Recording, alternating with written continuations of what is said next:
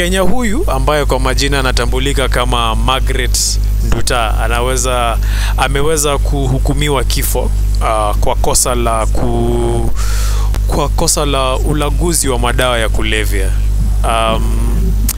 Jambo ambalo nchi za Southeast Asia inasemekana kuwa ni jambo la si kitu cha kuchukuliwa hivi ya kwamba mihadarati ni kosa kubwa sana. Ulaguzi wa mihadarati ni kosa kubwa sana katika nchi ya China, nchi ya Japan, tunaweza kuona nchi ya South Korea, nchi ya North Korea, na sasa tumeweza kuona nchi ya Vietnam pia pale nchi ya Myanmar. Tumeona ya kwamba wiki iliyopita rais ambaye alikuwa pale aliweza kukamatwa kwa sababu ya makosa ya vile ambavyo aliweza kudeal na hawa walaguzi wa mihadarati ambao inasemekana kuwa aliwaua wengi sana.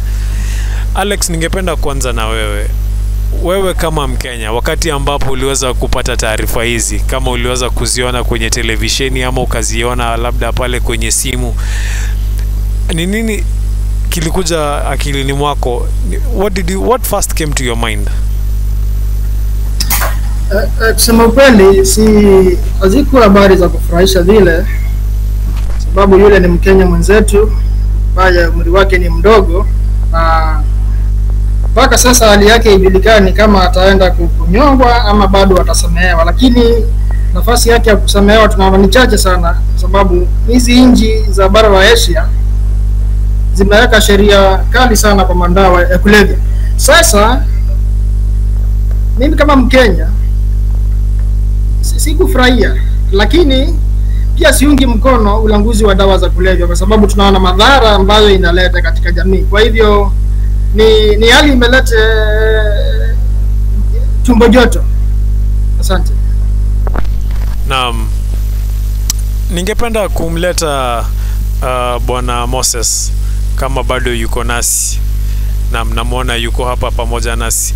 Moses, ningependa kukuuliza kwamba sasa wewe kama Mkenya ulihisi vipi kuona Mkenya mwenzako amekamatwa nje ya nchi kwa ulaguzi wa madawa ya kulevya?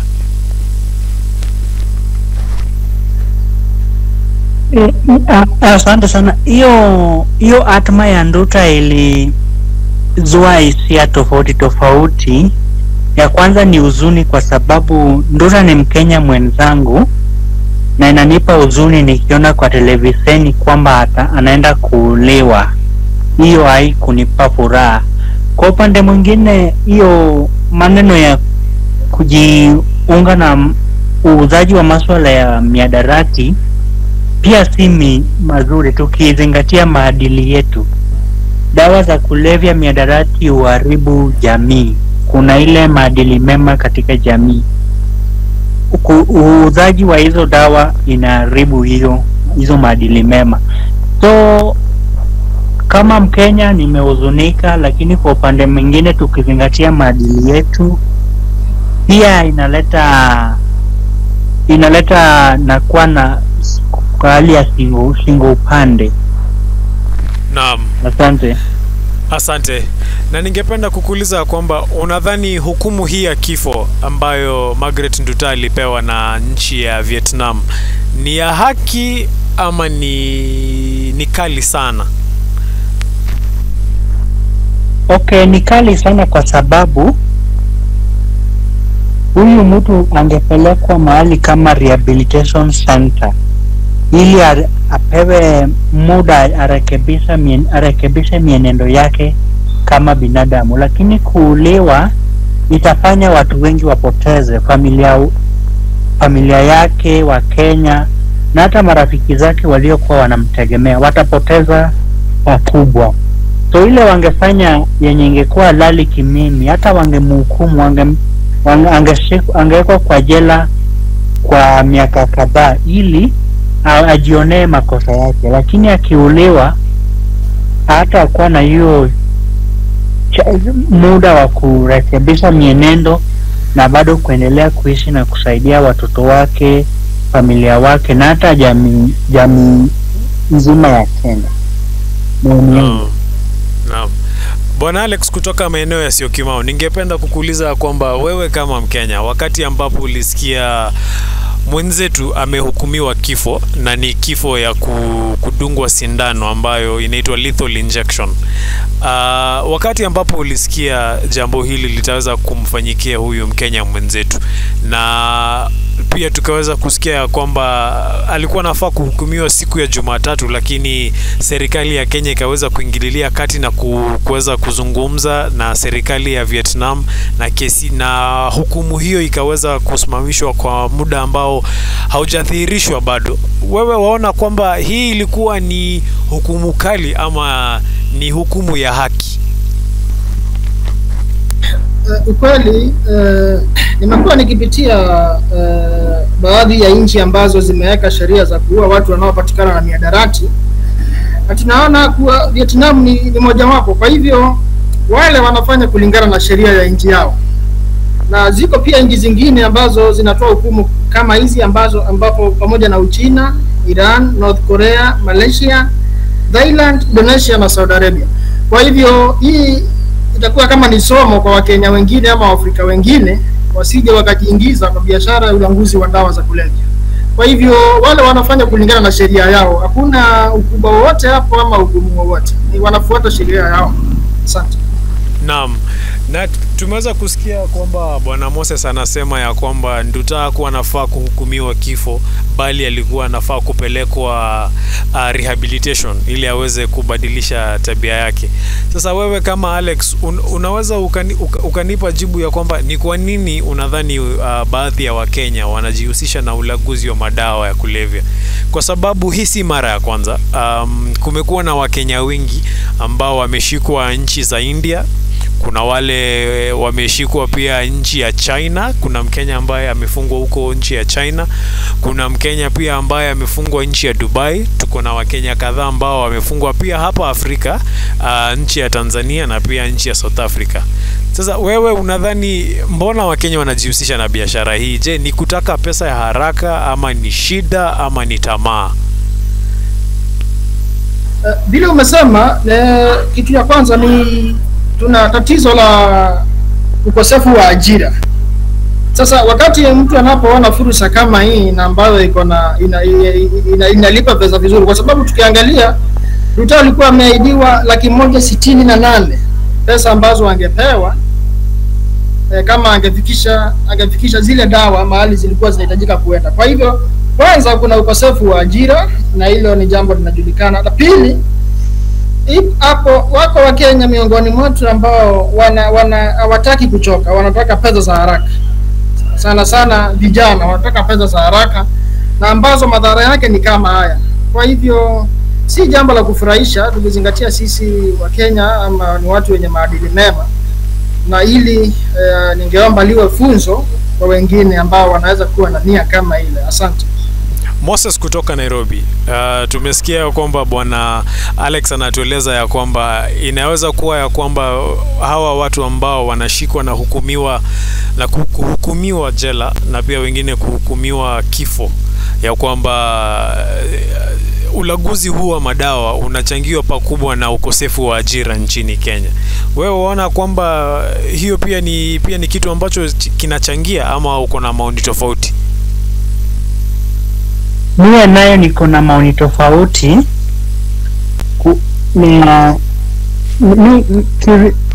Kivyangu mimi naona ni tamaa ya pesa. Huyu Nduta alijua vizuri kwamba kujiingiza na dawa za kulevya, uuzaji wa hizo ni halali na hairuhusiwi katika nchi yetu ya Kenya, na yeye bado aliendelea na kujiingiza, na kumaanisha alikuwa anafanya ile kitu tunasema risking. Sasa akajipata pabaya.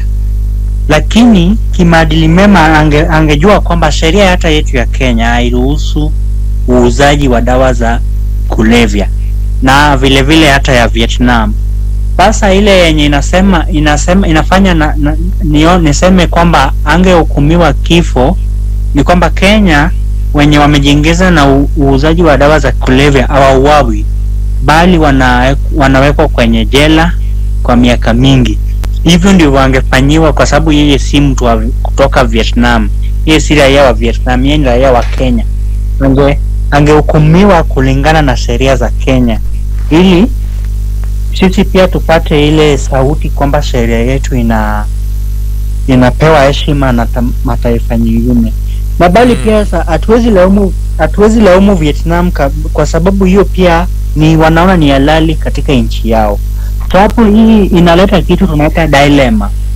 Ahukumiwe, auliwe au aachwe. Akiachwa, je, si ataweza endelea ama hii itafanya wengine pia wajihusishe na maswala kama hayo? Na asipo akiuliwa, sisi tutapoteza sisi kama Wakenya. Alex, ningependa kukuleta na nikuuliza ya kwamba tukiangalia jukumu la serikali ya Kenya na pia tukiangalia kutoka jicho la kidiplomasia, ya kwamba unasikia Bwana Moses anasema, na pia si yeye peke yake, kwa sababu Wakenya wengi pia familia Nduta ilikuwa inasema ya kwamba Nduta mwenyewe hafai kuhukumiwa kifo kule, hafai kuuawa kule nchi ya Vietnam, bali anafaa kuletwa Kenya na hukumiwe kulingana na sheria za Kenya. Lakini pia tukiangalia tunaona ya kwamba hakushikiwa Kenya, ya kwamba kama angekuwa ameshikiwa Kenya basi angeweza kuhukumiwa kwa kutumia sheria ya Kenya, lakini pale aliweza kushikwa na kuhukumiwa, alishikiwa nchi ya Vietnam na akahukumiwa kulingana na sheria za Vietnam. Sasa tukiweza kuona haya mambo ambayo sasa unasikia Wakenya wanasema anafaa kurudishwa, tena unasikia wengine wanasema Bwana Rais anafaa ongea na wale ili aweze kuachiliwa na kuletwa huku, unaona ya kwamba kuweza kuingililia mambo ya kisheria kama hii inaharibu kitu ambacho kwa kimombo kinaitwa diplomatic ties na nchi zingine, kwa sababu si nchi ya Vietnam peke yake. Kesho tunaweza tukapata ya kwamba kuna Mkenya mwingine atashikwa katika nchi nyingine aweze kuhukumiwa, labda amemuua mtu, alafu usikie Wakenya wanasema ya kwamba ndio alimuua lakini muuaji ni wetu, wacha akuje hukumiwe huku. Wewe unaona kwamba jambo kama hilo ni jambo la busara? Sema ukweli, si jambo la busara na italete mtafaruku wa kidiplomasia, kwa sababu Nduta alishikiwa nchi ya Vietnam. Kwa hivyo ni ukweli kuwa angehukumiwa tu na sheria za kule. Kwa hivyo sasa serikali kuanza kuingilia sala masuala kama yale italete uhusiano mbaya wa kidiplomasia. Nikukupea mfano, iko Mkenya mwingine pia alipatikana dawa za kulevya nchini Ghana, ambaye alihukumiwa kifungo cha miaka 10, ambaye ameachiliwa juzi. Kwa hivyo kila nchi iko na sheria yake. Ni Wakenya tujiepushe na vitu ambazo zinaweza tuletea mtafaruku katika maisha yetu, ama pia tunaweza jipata upande mbaya wa sheria za nchi jirani. Asante. Naam. Na pia Alex, nikibaki pia nawe, tukiangalia kwa muda mrefu sana nchi kama nchi ya Nigeria wa Nigeria wamejulikana sana kwa kujihusisha na mambo ya ukora. Unasikia kwamba leo kuna mzungu ambaye pale nchi ya Amerika ameweza kupoteza shilingi milioni 1, unasikia mwingine pale nchini UK ameweza kupoteza milioni 10, na wakati ambapo taasisi za kufanya uchunguzi zinahusishwa katika kuchunguza kesi hizi, unapata ya kwamba inaonekana ya kwamba hizi pesa zote ambazo ziliibiwa kule ziliibiwa na wa Nigeria ambao walikuwa labda katika zile nchi ama pia walikuwa katika nchi yao ya Nigeria. Na sasa tumeweza kuona ya kwamba ni kama Wakenya sasa pia wameanza kujihusisha na mambo kama hii, kwa sababu sasa tunasikia jambo la miadarati. Kesho tunasikia kwamba kuna hii ambayo inaitwa human trafficking, wakati ambapo unapata Mkenya anabebwa Kenya anapelekwa nchi ya Saudi Arabia na barua zake za kikazi zinaweza kufichwa. Ile pesa ambayo alikuwa ameambiwa atalipwa si hiyo ambayo analipwa pesa kidogo sana. Waona ya kwamba sasa ni kama sisi wa Kenya wenyewe tunajiharibia jina katika ulimwengu mzima.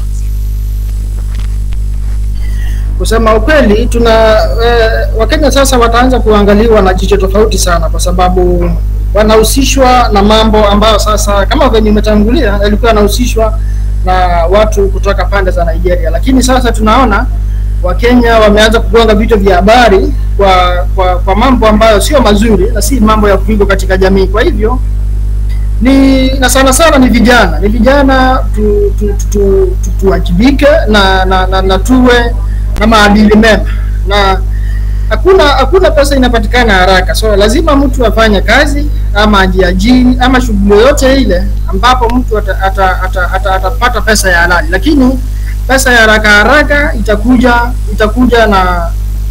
na kujuta baadaye. Asante. Naam, asante.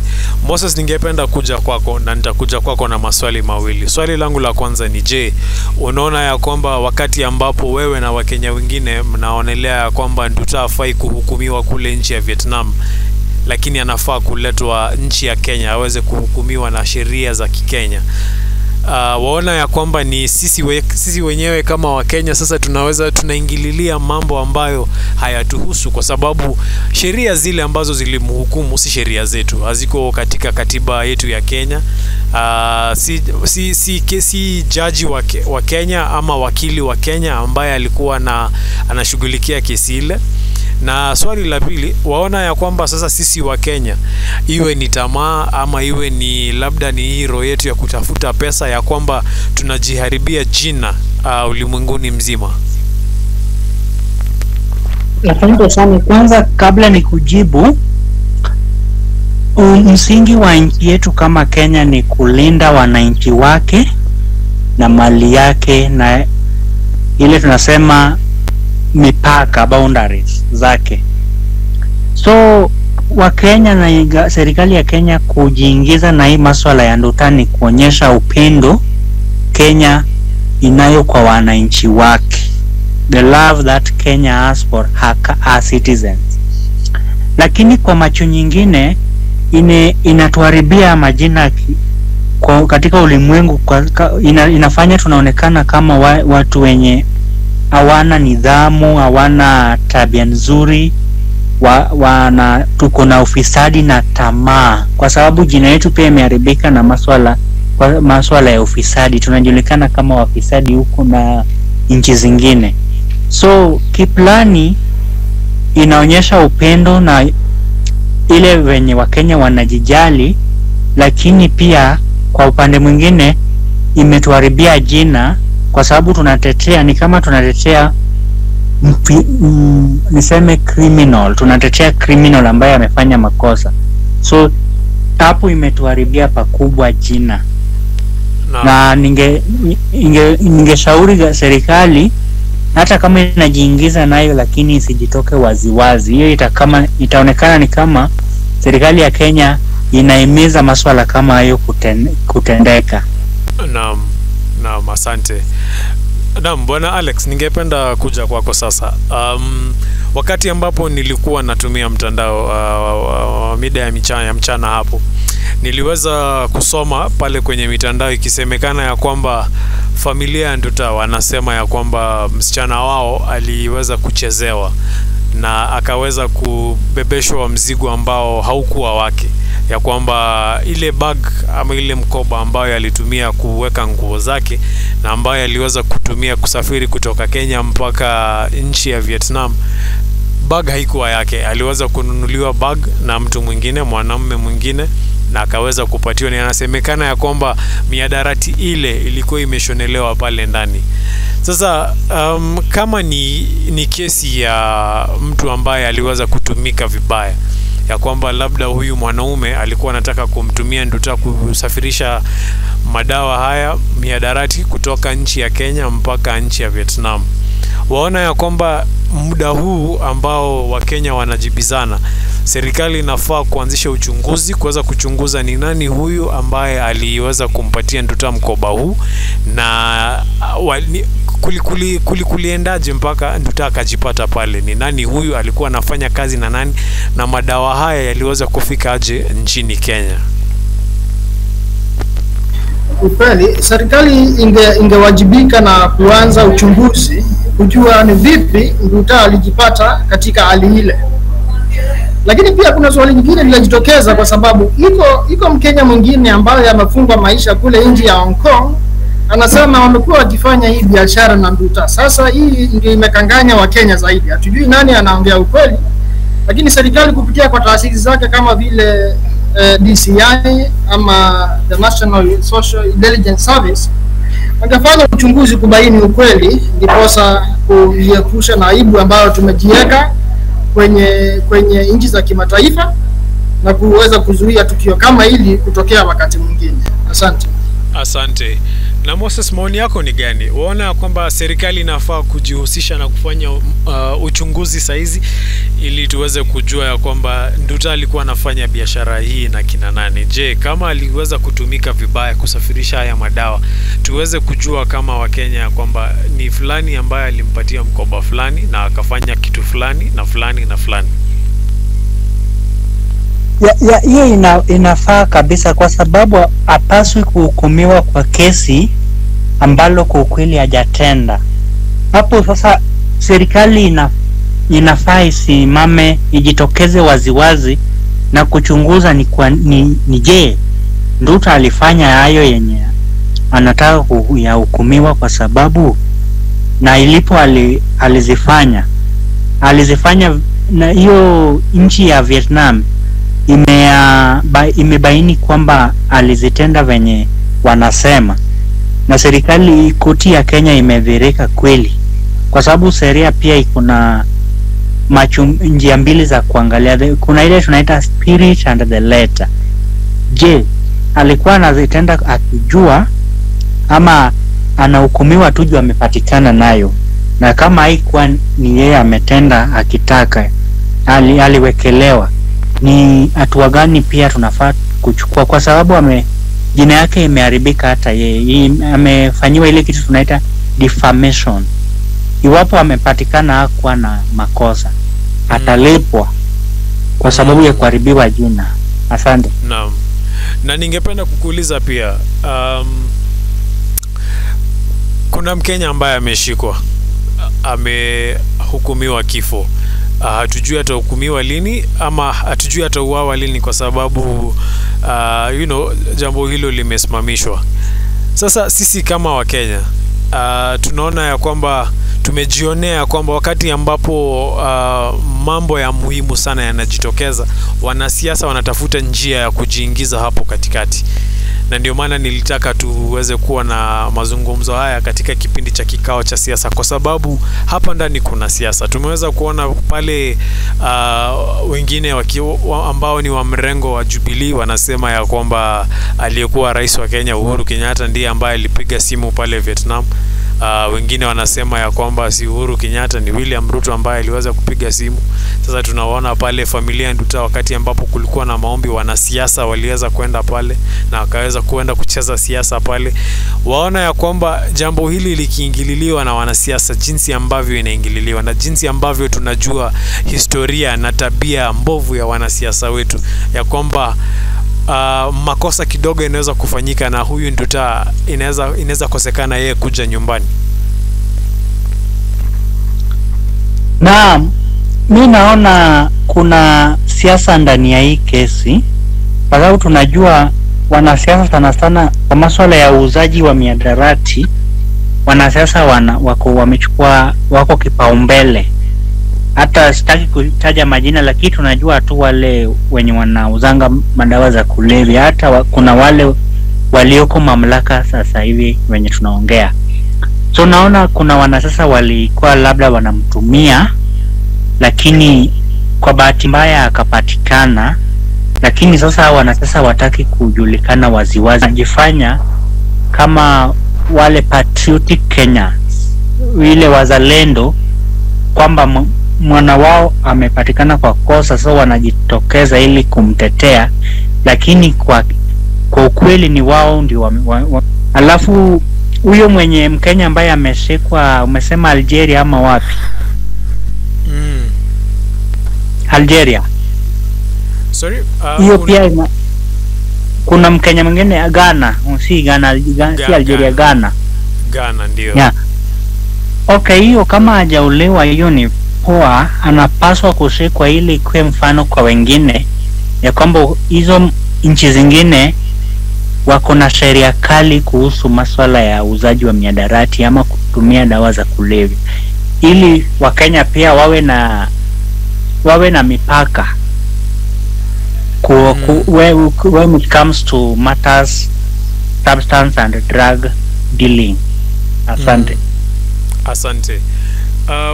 Alex, tukiweza kumalizia, ningependa kujua maoni yako ya kwamba tunaona ya kwamba wanasiasa wanaanza kujiingiza katika maneno haya ya Nduta.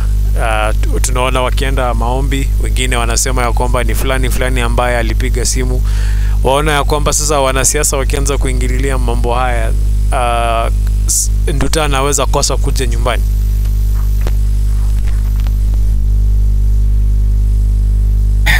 Kusema ukweli, wanasiasa wajijiepusha kabisa kuingililia swala hili, kwa sababu tuko na wizara ambayo inashughulika na masuala ya mambo ya nje ambayo inaongozwa na Bwana Mudavadi, na pia rais katika ofisi yake anaweza sukuma swala hili kuweza kuangaliwa upya. Kwa hivyo ningeomba wanasiasa wajiepushe kabisa, kwa sababu wanaanza sasa kuchukua mikono ya siasa ambayo haina msaada wowote kwa Nduta. Kwa hivyo ni wanasiasa waachane na masuala ya siasa, ofisi inayoshughulika na masuala ya nje iweze kufuatilia swala hili, na bila shaka tutapata kupata mwangaza baadaye. Asante. Asante.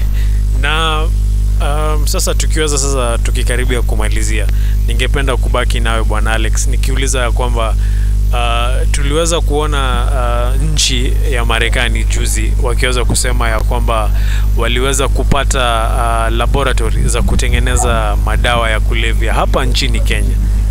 Serikali ya nje iliweza kupata laboratory hapa nchini Kenya ambayo imekuwa ikifanya kazi kwa miaka nyingi sana. Ilikuwa pale maeneo ya Namanga.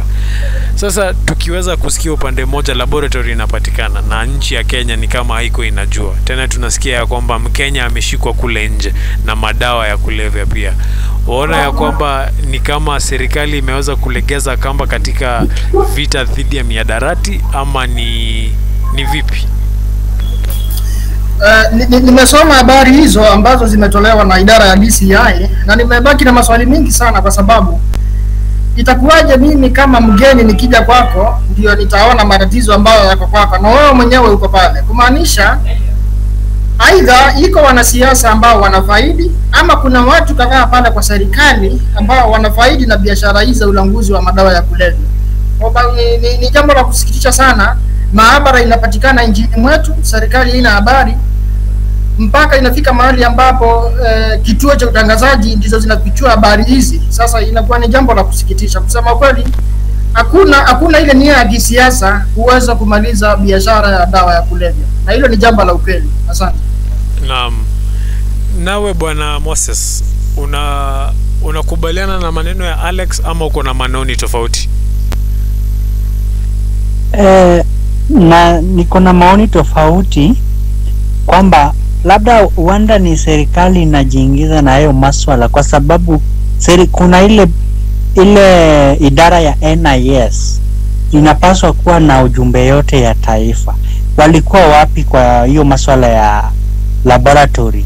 Na hata huyo Mkenya ambaye ameshikwa Ghana, labda inaweza kuwa kuna wale walioko serikali wanajiingiza na haya maswala, ndiposa unajipata hizi mambo zikichipuka.